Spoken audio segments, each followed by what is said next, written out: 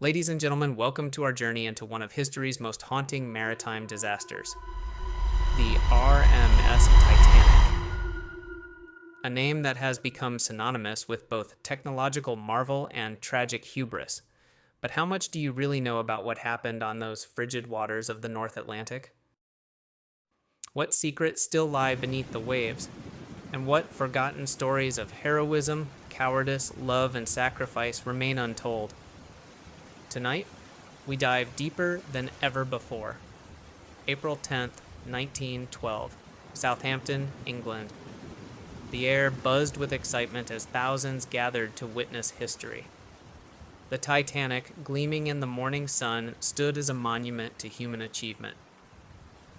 At 882 feet long and weighing over 46,000 tons, she was the largest moving object ever built by human hands.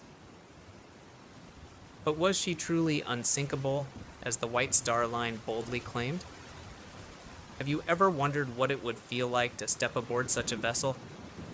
To walk those grand corridors knowing you were part of something revolutionary?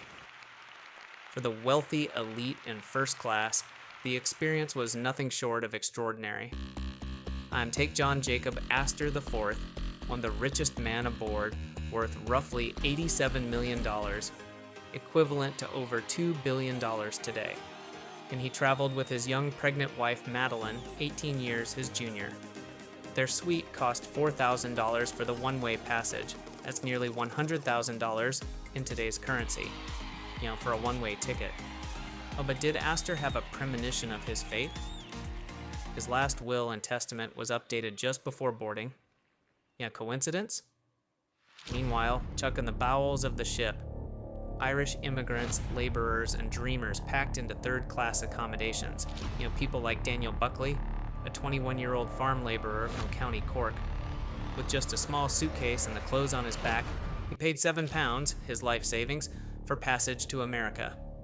For him, Titanic wasn't a luxury liner, but a vessel of hope carrying him toward a new life. But what forces were already aligning against this magnificent ship? Captain Edward John Smith, a seasoned veteran with 40 years at sea, was on his final voyage before retirement. Did his confidence in this unsinkable marvel cloud his judgment? Because even as passengers marveled at the ship's grandeur, urgent telegraph messages about ice fields ahead were being tucked away in officers' pockets, some never making it to the bridge. Why? What was happening in that critical chain of command? Captain Thomas Andrews, the ship's designer, walked the decks with quiet pride mixed with nagging concern. His original designs had called for 64 lifeboats, enough for everyone aboard. Yet only 20 were installed. Why? And because White Star Line executives thought they made the decks look cluttered. Beauty over safety, image over precaution. A decision that would soon seal the fate of over 1,500 souls. But there's something else, and something few people know. A fire had been burning in one of Titanic's coal bunkers for days before she ever left port.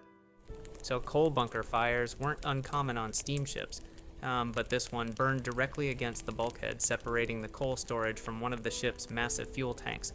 The metal had been weakened and discolored from the intense heat. Yet the White Star Line couldn't afford another delay. The maiden voyage of the most celebrated ship in history simply had to proceed on schedule. Can you imagine the pressure? And the decisions made for profit and prestige that would soon have devastating consequences. As night fell on April 14th, the temperature dropped dramatically. The sea became unnaturally calm, what sailors call a glass sea. No waves meant no white water breaking against icebergs, making them nearly impossible to spot until it was too late. A second officer, Charles Lightoller, later recalled, "It was the kind of night that made you feel uneasy, too perfect, too still, like nature was holding its breath, waiting." While in the wireless room, operators Jack Phillips and Harold Bride were swamped with passenger messages, and wealthy passengers demanding their telegrams be sent immediately to business associates and loved ones. So when the ice warnings came in from nearby ships, including one directly in Titanic's path from the Californian, Phillips's famous response was, "Shut up, I am busy. I am working Cape Race." He never passed that final warning to the bridge. What happened next has been told many times, but rarely with the full truth. At 11:40 p.m., lookout Frederick Fleet spotted something in the darkness ahead. When he rang the warning bell 3 times and telephoned the bridge, "Iceberg, right ahead." First Officer William Murdoch ordered hard a starboard, meaning turn the ship's bow to port, left, and telegraphed the engine room, full astern, stop and reverse engines. But have you ever tried to turn a vessel almost 3 football fields long? In the 37 seconds it took for Titanic to begin turning, right home, her fate was sealed. On the starboard side, scraped along the iceberg, the damage far worse than a direct hit would have been. Rather than puncturing the hull in one place, the ice scraped along nearly 300 feet of the ship's side, buckling steel plates and popping rivets. The water began pouring in not through one massive hole, but through a series of tears and gashes below the waterline, and Thomas Andrews was immediately summoned to assess the damage, and his face went ash white as he studied the incoming water levels and made rapid calculations. Turning to Captain Smith, he delivered history's most chilling naval assessment, like from the moment of impact, Titanic has 1 hour to live. So possibly 2, not much more. But here's where our story takes a darker turn. As you watch what nobody knew, what would remain hidden for decades was that the materials used to build Titanic contained a fatal flaw. The 3 million rivets holding the massive steel plates together were not of uniform quality. And recent analysis of recovered rivet shows many were made with high sulfur, low quality iron that became brittle in cold temperatures. When Titanic struck the iceberg in freezing waters, these substandard rivets popped like buttons on an overstuffed shirt. Was this cost cutting? Negligence? Or simply the limitations of 1912 metallurgy? As water flooded the first 5 compartments, Andrews' brilliant design, meant to keep the ship afloat even with 4 compartments breached, was overwhelmed, and the weight of water in the front compartments would inevitably pull the bow down, allowing water to spill over the tops of the bulkheads into the 6th compartment, then the 7th, chest, and so on. Captain Smith, now facing the unthinkable, ordered the lifeboats prepared. But the crew was woefully unprepared. No proper lifeboat drills had been conducted, and many crew members didn't know which boats they were assigned to or how many passengers each could hold. And so began the desperate race against time. First-class passenger Benjamin Guggenheim initially retreated to his stateroom with his valet to change into evening wear. "We've dressed in our best," Domi told a steward, "and are prepared to go down like gentlemen." But meanwhile, down in third class on steel gates installed to comply with American immigration laws preventing the mingling of steerage passengers with upper class remained locked. Crew members stood guard, some at gunpoint, allowing only women and children to pass. Many immigrant families, unable to understand English instructions and unwilling to be separated, remained below decks together. Does that make you uncomfortable? It should, because while the band played "Nearer My God to Thee" on the slanting deck above, hundreds remained trapped below by class distinction that persisted even in the face of death. But wait, now was that really the last song played? Titanic survivors couldn't agree. Some recalled hearing Autumn or Songe d'automne. Others insisted it was a hymn. The truth likely died with bandleader Wallace Hartley and his 7 musicians, none of whom survived. As the first lifeboat was prepared, First Officer Murdoch ordered, "Women and children first," a noble sentiment that history remembers. But in practice, the reality was far messier. On the starboard side, Murdoch's interpretation was women and children first, then men if space remained. But on the port side, Saint-Rémy, Second Officer Lightoller allowed only women and children, period. The result? But lifeboats launched half-empty while men were held back at gunpoint. Oh, are you starting to see how chaos, misunderstanding, and rigid adherence to protocol in an unprecedented situation made this disaster even worse? Choctaw Lifeboat Number 1 departed with just 12 people in a boat designed for 65. Among them, Sir Cosmo and Lady Duff Gordon, who later allegedly bribed the crew members not to return for survivors. Though they denied this accusation until their deaths, and survivor testimony suggested otherwise. What would you have done in those final moments? And when the slant of the deck made clear what was coming, when the lights flickered, threatening to plunge everything into darkness.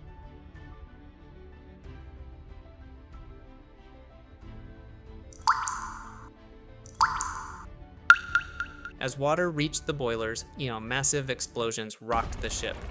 The grand staircase, that marvel of craftsmanship, was ripped from its moorings as the ship began breaking apart. At this moment, let me take you to the wireless room, where Jack Phillips remained at his post, sending distress signals even as water began lapping at his feet. On his final transmission, cut mid-sentence, CQDMGY 41.46 north 50.14 west. Talks of the MGY was Titanic's call sign. The coordinates were wrong by nearly 13 miles, leading rescuers to the wrong location. Was this a panicked error? Or had the ship's officers given him incorrect coordinates? This navigation mystery remains unsolved to this day. Meanwhile, the final agony of the great ship was witnessed by hundreds watching from lifeboats. The stern rose nearly vertical as the bow plunged deeper. The massive pressure inside the ship built until a roar of breaking timbers, twisting metal, shattering glass filled the night as Titanic broke in two between the third and fourth funnels, and the bow section, flooding rapidly, sank almost immediately. The stern, briefly buoyed by air pockets, hovered vertically for minutes before it too slipped beneath the surface at 2:20 a.m. Over 1,500 people were plunged into water so cold that it felt, as survivor Jack Thayer described, like 1,000 knives stabbing all over your body, and most died within 15 to 30 minutes from hypothermia. Their screams echoed across the water, haunting the survivors who sat in half-empty lifeboats, afraid to return for fear of being swamped. But one voice rose above the others that night. One man who would make a decision so controversial it would follow him to his grave. J. Bruce Ismay, managing director of the White Star Line, the man who had pushed for fewer lifeboats to keep the decks uncluttered, who had urged Captain Smith to maintain speed despite ice warnings, stepped into lifeboat collapsible sea just as it was being lowered. While women and children remained aboard the sinking vessel, the ship's owner saved himself. Or did he? Was Ismay really the coward history has painted him to be? Survivor accounts differ dramatically. Some say he helped load women and children for over an hour before taking one of the last seats available. Others claim he pushed his way aboard ahead of others more deserving. And what is known is that Ismay never recovered from that night. He lived the remainder of his life as a recluse, forever branded as the man who survived when he should have died. As the cries of the dying faded into the night, and the survivors huddled in lifeboats under a canopy of brilliant stars, the question remains, who was truly responsible for this catastrophe? Was it Captain Smith for maintaining speed despite warnings? Was it the White Star Line executives who prioritized luxury over safety?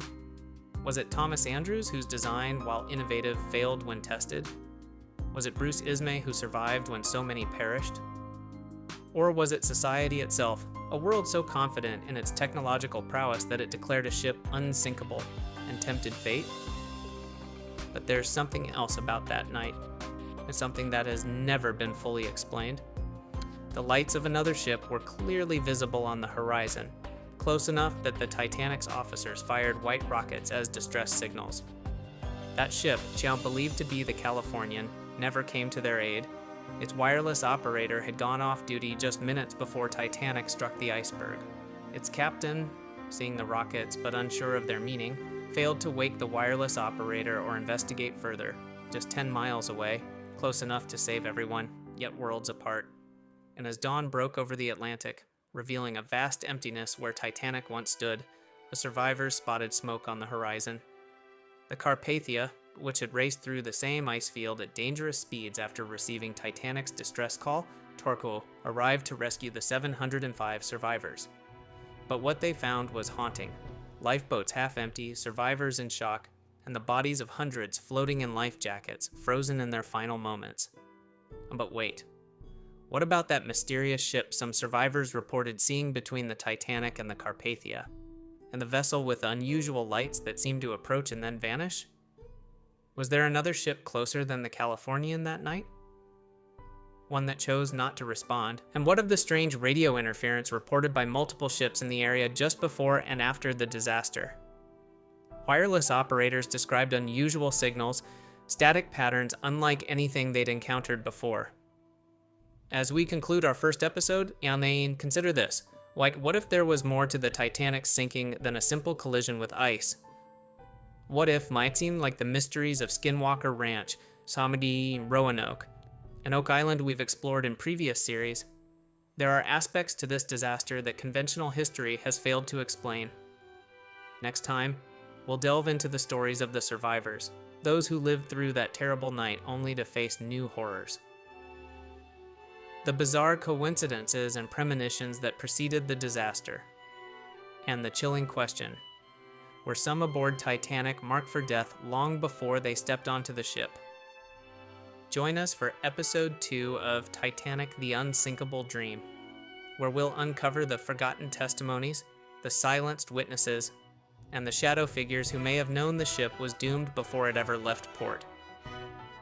If you haven't already, be sure to subscribe so you don't miss the next installment in this haunting series. And if you enjoyed this exploration of maritime mystery, check out our previous 3-episode series on Skinwalker Ranch, Roanoke, and the secrets of Oak Island, where history's greatest enigmas are finally brought to light. Until next time, remember, sometimes the deepest waters hide the darkest truths.